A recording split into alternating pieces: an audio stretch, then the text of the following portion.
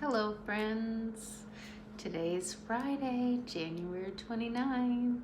The month is almost over. I'm 29 days into the month, 29 days into the year. I am happy to report that I continue to stay true to my commitments. I wake up every morning and first thing I do is pray before I go to bed at night. Last thing I do is pray. Before I really get my day started, I read the Bible and I try to get a good word to motivate me for the day. And also, I've been trying to read, a book. I just read like a chapter a day, before I go and do some yoga to just, I guess, put me in balance, put me at ease, so I continue to do those things. So I am on track, definitely on track from the commitments that I've made from I hate to say diet standpoint. I mean, I haven't really put I guess I put a couple restrictions on, so I still haven't eaten any cookies or candy or chips, and I'm really proud of myself there because I can be a snacker. I also have not eaten before 8 o'clock in the morning, and I have not eaten after 8 o'clock at night. So I'm very proud of myself there. So all is good in my world. I am reading a new book. I'm just reading a chapter a day. So I started a new book yesterday, Crushing by T.D. Jakes, and I read chapter 2. And that was this morning because my day has been long. I had an early morning meeting, so I didn't get to do everything that I wanted to do first thing in the morning. Normally I do a journal entry in the morning, but I didn't do it, and so I'm not necessarily fresh when it comes to what did I think about the book this morning. But today I think it was kind of talking about planting seeds and the harvest, right? And that there is a lot that we go through between the time a seed is planted and when we're able to reap the harvest. It talked about the fact that in order for a seed to bring life, it has to die. It has to go through this transformation. So you will plant a seed, you put it in dirt, and it's got to be in this really dark and dirty place, and it's got to stretch its and dig down deep to get rooted into something, and it's got to climb through the dirt to come out and see the light and to be able to grow and bear fruit and all of those things. And so then you compare that to life, and you realize that life is not always going to be easy, and there is so much. We can reap the harvest, but you have to go through the process to be able to do it. You got to go through the dirty stuff and the hard stuff to get there. And so when I thought about that, I thought, man, I can think about times where, I faced a challenging situation and had to make a decision, am I going to go forward with this? There may be something about this situation that's very hard. And am I going to be brave enough to go through it? And then what's going to be on the other side for me?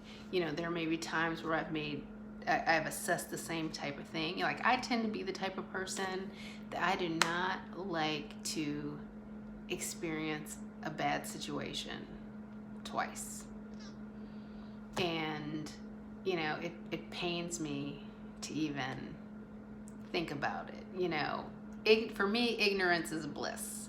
If I don't know that it's gonna be hard, if I don't know what I'm gonna have to endure, then I can just charge right in and I can go through it, and get to the other side. But do I want to do it again? Not necessarily. So, I can reflect back and I can think about situations, that I've been in my life. And I can think about what might be difficult. So for me, I will tell you, as a kid, I wish my younger sister were here with me, because I used to get this thing where, my siblings would be like, well, I'm sorry, I'm not perfect like you. And I'm far from perfect, but I didn't like trouble. And so I probably, to my family, really presented myself as somebody that, had it all together, like, I'm obedient, I'm gonna, I follow through, I'm gonna do what it is that I say I'm gonna do, I'm not gonna do the things that I was told not to do, and I'm not gonna get in trouble, and, I'll just be easy breezy. And I didn't like to be embarrassed, and so I just had this image, this kind of like sweet and innocent, responsible image that I had, and I really didn't want to do anything to change that image. I didn't want to do anything that would make anybody in my family unhappy or to disappoint them or anything like that. And so if I faced a situation where I had to admit to something, I think that there have been, situations in my life, that whole phrase, what's done in the dark will come to light. And so I've had some of those situations. And when it was something that maybe I had to deal with that was going to shed light on something that I had been doing that wasn't that great, that might have been embarrassing or shameful, that was really very difficult for me. And I've had certain situations like that where I had to, almost, put the scarlet letter on my chest and walk with that and let that be known, and have just kind of walked through the fire in those types of situations, and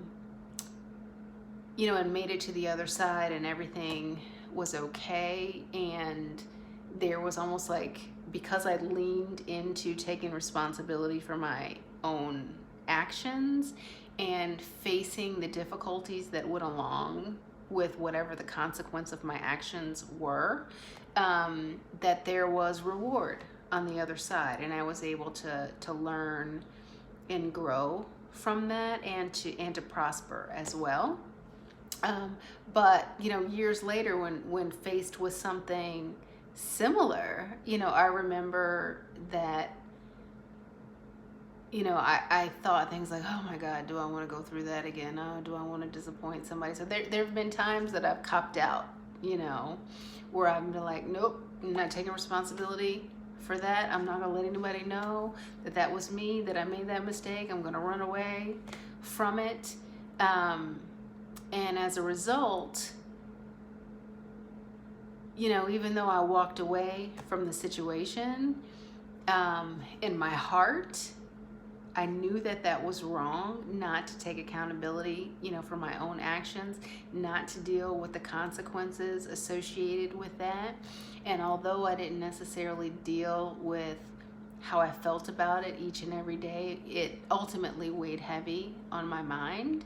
And as time went by, that weighing heavily on my mind, created negativity. It created stress, it created other problems. And so, the experience that I have is that when you're faced with some type of difficult situation where you are afraid of what other people may think, or it's just going to be hard, it's a difficult thing, you're going to have to stretch and grow, and it'll be awkward for you.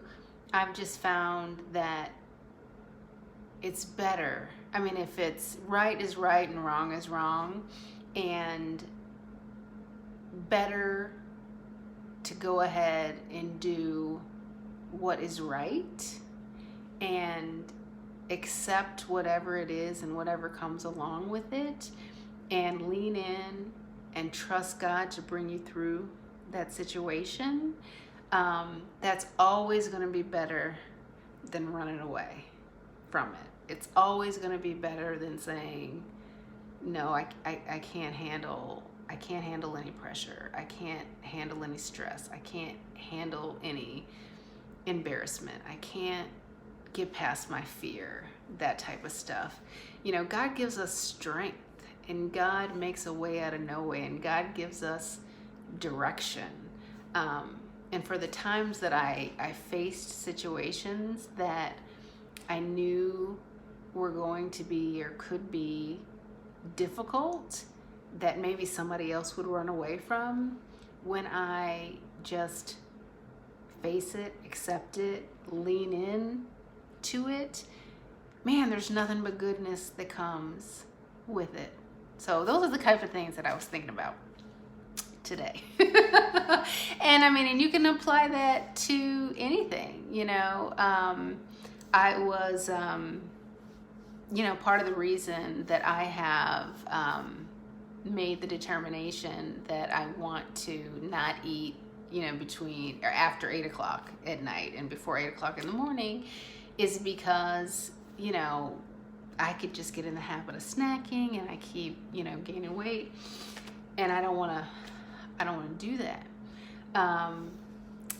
Or I could be a couch potato. Like, I look back, and there were years that I was really a couch potato. I was just so focused on work, and I didn't really do a lot of exercise or anything like that. And when I finally made the determination that I got to lose this weight and set some goals for myself, I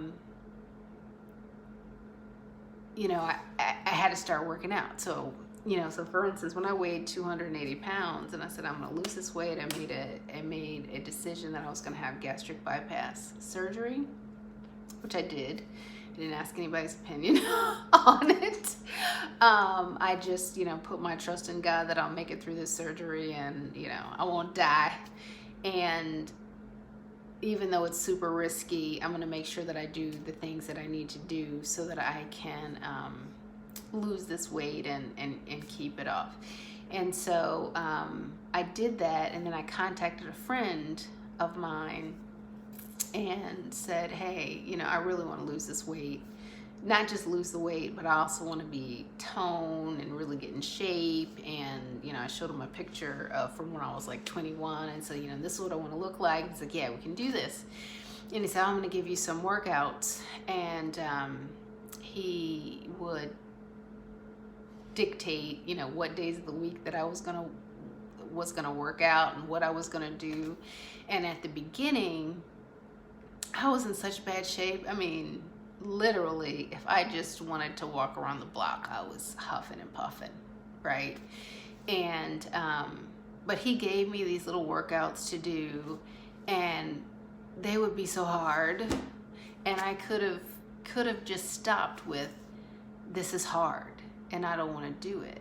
But I did the workouts, and little by little it got easier, and I was able to do more and more, and fast forward, I really embraced my inner athlete. I even got to where I could run. I think one day I ran like 9 miles, and you just have to understand, I am not a runner at all. In fact, this is how my mind works when I decide to run. I'm like, okay, we're gonna do this. And I'm running, and I'm like, 2 more steps, 3 more steps. I mean, it is so mentally hard, but my God, I'm able to do, I mean, the more I allow myself to work through the mental difficulty that I have in doing things, the more I'm able to see what I'm truly capable of, and so I ended up losing 140 pounds in 9 months. I think it was like 9 months.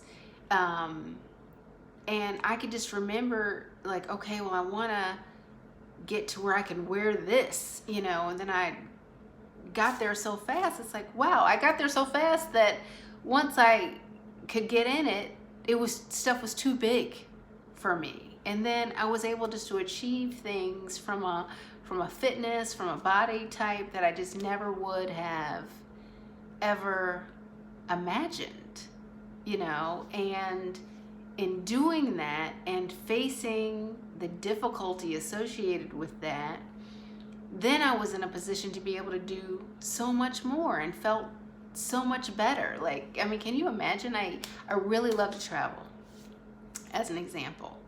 And I used to travel a little bit, not too much, for business. And at 280 pounds, it's only comfortable to fly first class when they have much bigger seats. And, I was able to go through this difficult transformation of my body and getting to a point where it's like, oh, wow, I can sit anywhere now. Like, it's so much more comfortable. And because I'm so much more comfortable sitting on a plane, I'm so much more comfortable in my skin. I can free myself up to do so much more. I can free myself up to go travel the world. There's just this